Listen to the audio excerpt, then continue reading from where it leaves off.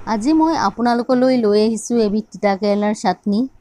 তিতাকেৰেলা সকলোৱে পাকঘৰত পোৱা যায়। প্ৰথমতে তিতাকেৰেলাখিনি মই ভালদৰে ধুই লৈ এটা প্ৰেছাৰ কুকাৰত বহাই দিম। আপোনালোকে কেৰাহী চচপেন য'তেই পাৰে বইল কৰি ল'ব পাৰিব। বইল কৰোঁতে মই কিন্তু আজি নিমখ দিয়া নাই। ৰেডি হ'ল মোৰ তিতাকেৰেলাখিনি।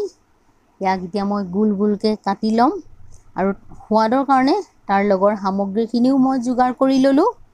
এতিয়া মই গোটেইখিনি পিচি ল'ম, খুন্দনা এটাত খুন্দি ল'ম। আপোনালোকে টুকুৰা টুকুৰি কৰি ল'ব পাৰে বা এইদৰে খুন্দিও ল'ব পাৰে। ৰেডি হৈ গ'ল মোৰ খুন্দাখিনি। লগত মই দি দিলোঁ পিঁয়াজ। পিঁয়াজখিনি থেতালি ল'লে খাবলৈ আৰু অলপ সোৱাদ হয়।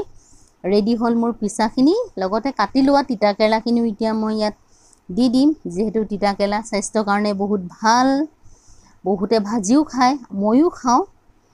ভালদৰে এতিয়া মই মিক্স কৰি ল'ম। মিক্স যিমান কৰিব খাবলৈ ইমান সোৱাদ হয়। লগত দি দিলোঁ মই এতিয়া তেল অকণমান আৰু দি দিম অকণমান মই নেমু দিলে মই খাই ভাল পাওঁ। বহুতে তিতা টেঙা একেলগে নাখায়, মই কিন্তু সোৱাদৰ কাৰণে খাওঁ, ভাল পাওঁ। লগত দিলোঁ নিমখ অকণমান। যিহেতু মই বইল কৰোঁতে নিমখ দিয়া নাই, আপোনালোকে গম পাইছেই। যিমানেই মিক্স কৰিব সিমানেই সোৱাদ হয়। এয়া মোৰ ৰেডি হৈ গ'ল চাটনিবিধ।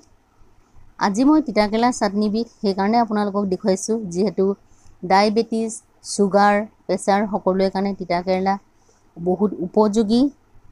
মাজে সময়ে এইদৰে বইল খাই থাকোঁ বাৰু, তথাপিও আজি ভাবিলোঁ আপোনালোকৰ আগত দেখুৱাওঁ, আপোনালোকেও ভাল পাব।